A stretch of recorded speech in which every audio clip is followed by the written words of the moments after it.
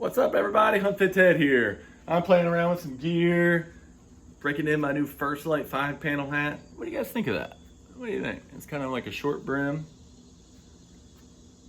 I'm trying to break it in right now, but I think I kind of like it so far. Playing around with some new climbing methods. Oh yeah, ultra light, ultra mobile. Even got some aiders I'm playing around with. 3-step, 2-step. Attached and movable, but that's not what I'm here for today. Today I'm going to bring to you guys something that I promised a while back, and we did it a little while ago, but we did a venison leg versus lamb leg challenge.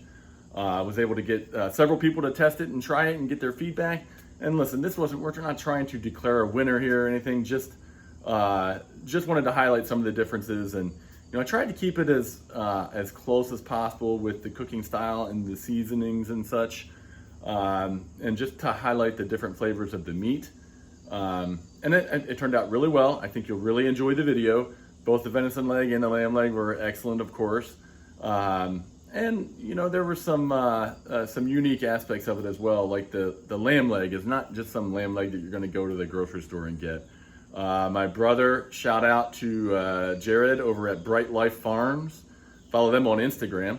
My brother raised the sheep and slaughtered it himself and processed it and everything. So that's how I got the lamb leg. And I know that it was raised well, it ate well, and was processed well. So it's probably going to be a little more delicious than your average leg of lamb. But same with the venison, because I know where it was harvested and how it was processed. And again, processing is key.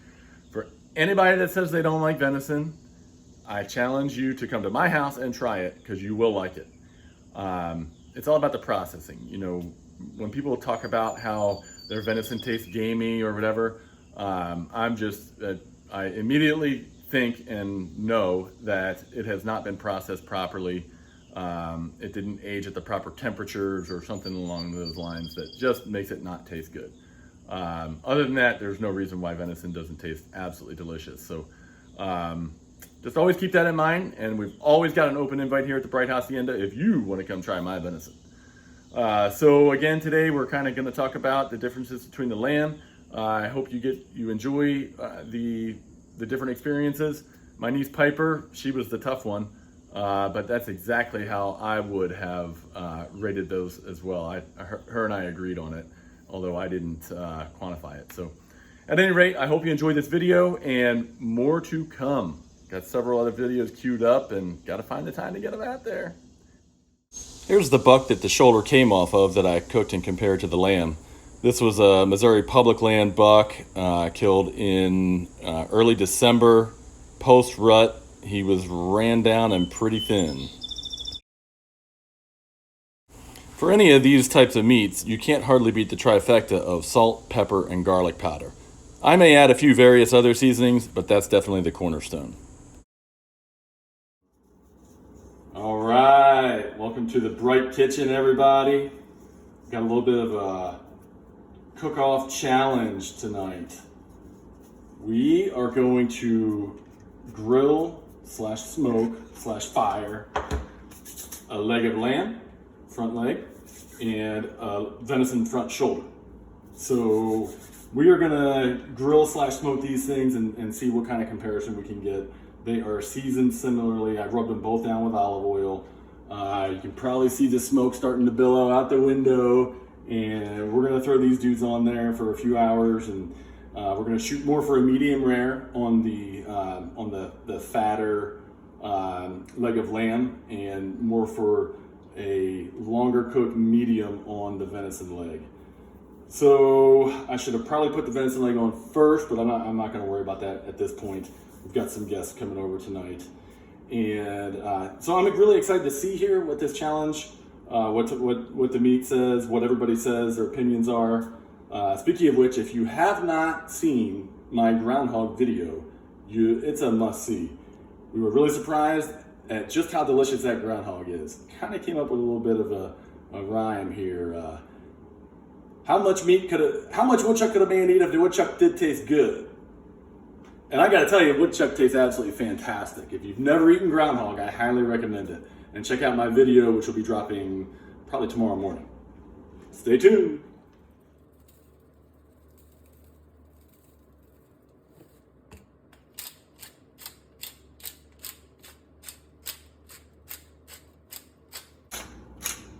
Get yourself an aggressive pepper mill that throws it like sawdust.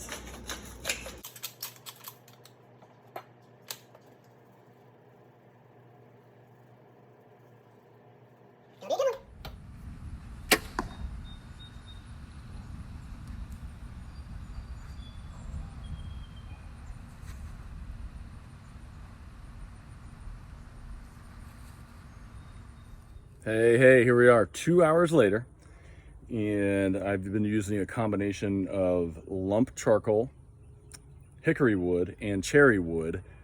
I've got my flame over on the right side, as you're looking at it, of the grill, not in the firebox, but in the actual grill. And I'll show you this when I open it, but I don't want to take too long and let all the heat out. So then I've got the venison leg because I want a higher temperature. So I'm looking for that medium on the venison leg. And then I've got the leg of lamb even further over, away from the flame. So the lamb is getting a little bit more of an indirect heat, smoke. There's going to be a lot of smoke flavor regardless, but as you'll see, the venison leg is getting a lot more of the heat. So, okay, and let's check it out here on the reveal. Ooh, yeah. Okay, so there's my fire. Cherry and hickory.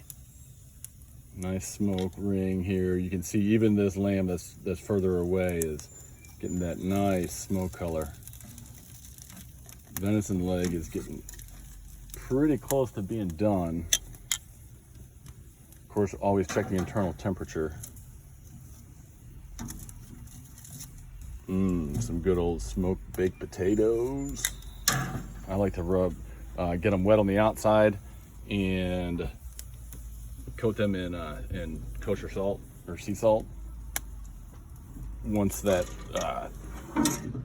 moisture makes the salt stick, and that salt gets a little bit crusty on the outside when you get that close to that direct flame. Well, I got to talking with the guests. My sister and her daughter are here, and I've exceeded the internal temperature I was gunning for, but that's all right. I think it'll be delicious nonetheless. So as you can see, I'm starting to pull away from the bone there. All right, so I'm gonna go ahead and pull these off. I hit 180 on the venison and 170 on the leg of lamb. Now, I want listen to this.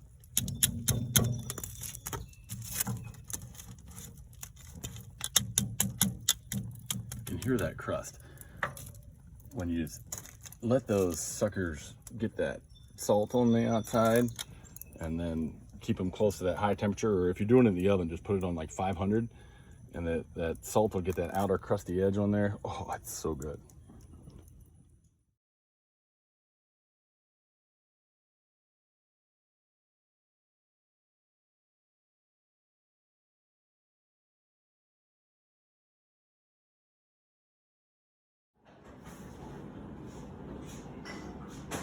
Venison, leg of lamb. All right, here's the finished product. We got a leg of lamb and venison leg. Okay, Amanda, say hi. Hi. Aunt Jen, say hi. Hello. TJ over here, you can go ahead and cut it up. Okay. She's gonna cut it up for taste testing. TJ is frying some garden grown zucchini over there. Yum, looking good, Tej. Dude, you need a haircut. No. All right, so we're going to, I smoked the leg of lamb and the venison leg. I'm gonna do a little bit of a challenge here and see what's better, or just overall thoughts. Doesn't really have to be what's better, what's worse. Just what are your thoughts? Let's do the lamb first. Can you move a little closer? I can get you both in the same screen.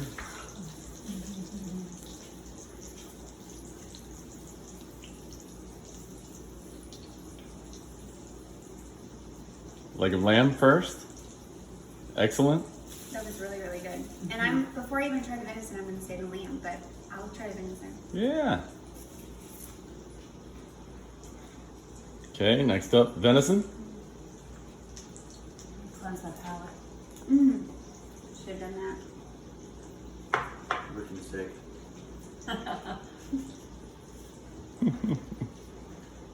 They're both so good. Usually I would choose venison, but this leg of lamb is excellent. Yeah. So keep in mind that this leg of lamb, it's almost, Yeah, they're both very good. this leg of lamb was raised by my brother. So the lamb was raised by my brother who butchered it and gave me a couple legs. So, it's going to be better than your average leg of lamb. So leg of lamb on a scale of 1 to 10. I mean, that's a 10. I agree. That's the best leg of lamb I've had. Venison on a scale of 1 to 10. I would say, I hate to sound like it's a 10. Like, it's so good. It's tender, Let's see what delicious, flavorful. they both are. I'm gonna give the venison an 8. Okay, I TJ, don't you're have it a up. lot though, so like I do get to try the variations of it. Yeah, I don't have it, but I'll have Wait, what did I just eat? lamb. It's like a 9.6. Okay, try the venison. And I did try a little bite while slicing, and I didn't think it was one of my best venison legs.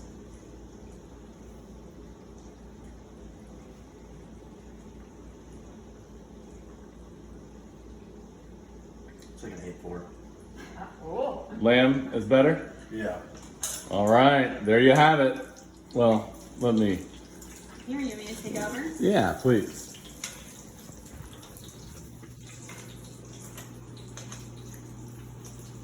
Leg of lamb.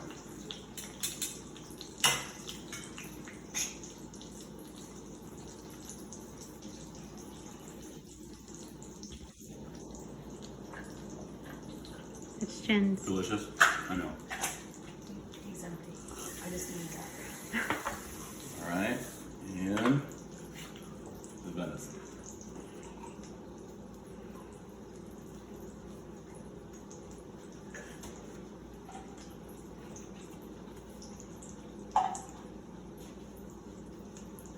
That bite of venison was better because that bite of lamb had a little bit of like the fat that's been in the freezer too long.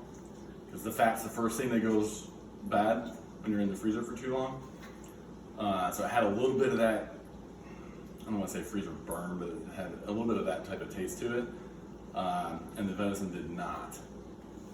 So I would have to give the venison an upper leg on that bite, but the bite of lamb that I had earlier while slicing it was better, I agree. So either way, you can't go wrong. Both are fantastic. I agree. Venison. Oh, you want me to Don't eat need them to do that. and tell you which Contrary one's to better? purpose. Well, you already did, so it's okay. Which one did you prefer? I like the venison better. On a scale of 1 to 10, what was the venison? An 8, What about the lamb? 7. Awesome. All right. Good feedback. And Teed's just over here slaying it. What a critic. He's He's saying- very good.